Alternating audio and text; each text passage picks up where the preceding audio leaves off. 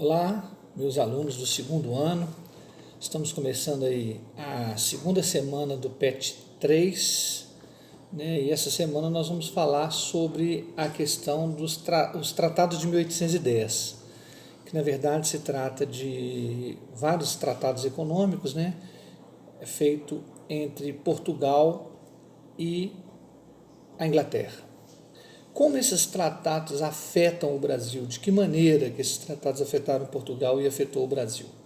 Nós vamos ver que vocês vão se lembrar que em 1808 a família real brasileira, a família real portuguesa havia fugido para o Brasil, né, com medo da invasão de Napoleão Bonaparte, porque não havia respeitado o bloqueio continental que Napoleão, imperador francês, impôs aos países para não comercializar com a Inglaterra. O Brasil não respeitou, Napoleão ameaçou invadir Portugal e o rei português Dom João VI, chamado de rei Fujão também, pegou e veio embora com a família real para o Brasil.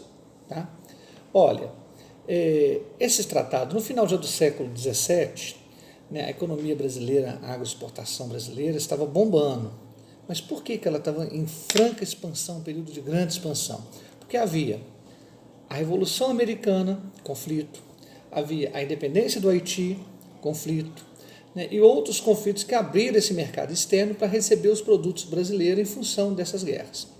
O economista Celso Furtado já falava, esse período é chamado de falsa euforia, no final já do período colonial. Por quê? Porque isso ia passar. Mais cedo ou mais tarde, quando acabassem os conflitos, essa euforia de consumo, de comprar os produtos brasileiros no mercado externo ia acabar. Então, e o que vai acontecer? Quando acabam os conflitos, o Brasil se vê numa drástica situação econômica, com muita dificuldade.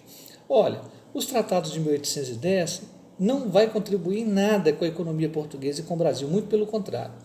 Olha só para você ter um exemplo. A definição de uma taxa alfandegária, aqueles impostos para se comprar de outro país, para os produtos ingleses era de 15%. Pagava-se 15%. Menor do que a taxa relativa aos produtos portugueses, 16%. O Brasil era colônia de Portugal e Portugal pagava mais imposto para exportar para o Brasil do que a Inglaterra. Olha só que contradição, não é? Então, quer dizer, se você vê, os produtos de outras nações estrangeiras iam a 24%. Isso a partir de 1810, porque o Tratado de 1810 dizia-se, abra-se os portos às nações consideradas amigas porque foi a esquadra britânica que escoltou a família real portuguesa para o Brasil fugindo de Napoleão. Isso quer dizer nações amigas, entenda-se assim. Né? Então, vai ter uma série de ações, né, nesse sentido que vai acabar prejudicando a economia portuguesa e, por tabela, a economia brasileira, porque a economia brasileira era o grande sustentáculo da economia. A economia brasileira era o grande sustentáculo da economia portuguesa, por causa da exploração das nossas riquezas, né? Das nossas riquezas minerais, sobretudo sobre o ouro. Tá? Os tratados de 1810 eles são responsáveis pela redução das taxas alfandegárias, que eu acabei de dizer, porque a própria Inglaterra pagava menos imposto no Brasil do que Portugal. É a grande contradição que a gente não consegue muito bem entender, essa relação da dependência econômica de Portugal com a Inglaterra.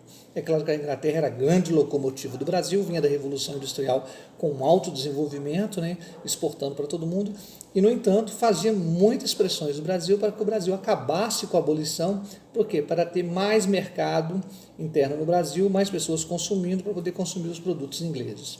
Aí nós vamos ter, né, esses tratados de amizade, de aliança comercial, de Portugal com a Inglaterra, e nós, por consequência, participávamos porque éramos colônias de Portugal, né? Mas tem um fator importante nisso, né? Ele não era recíproco, né? Porque uma coisa é você ter mercadorias do mesmo valor. Agora, quando você se predispõe a exportar o vinho português e a comprar o tecido inglês, o tecido é muito mais caro do que o vinho. Então, vai fazer com que a balança comercial do país fique negativa, fique deficitária, porque você toma prejuízo. Você vende um produto mais barato e compra um produto mais caro, né? O que atrapalha de sobremaneira a economia.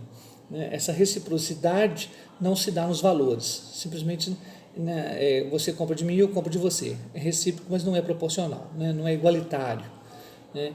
Então nós vamos ter aí esse tratado, que na verdade vai ser muito ruim para Portugal e muito ruim para o Brasil. Qualquer dúvida, manda um zap para a gente que a gente responde. Forte abraço, até a próxima.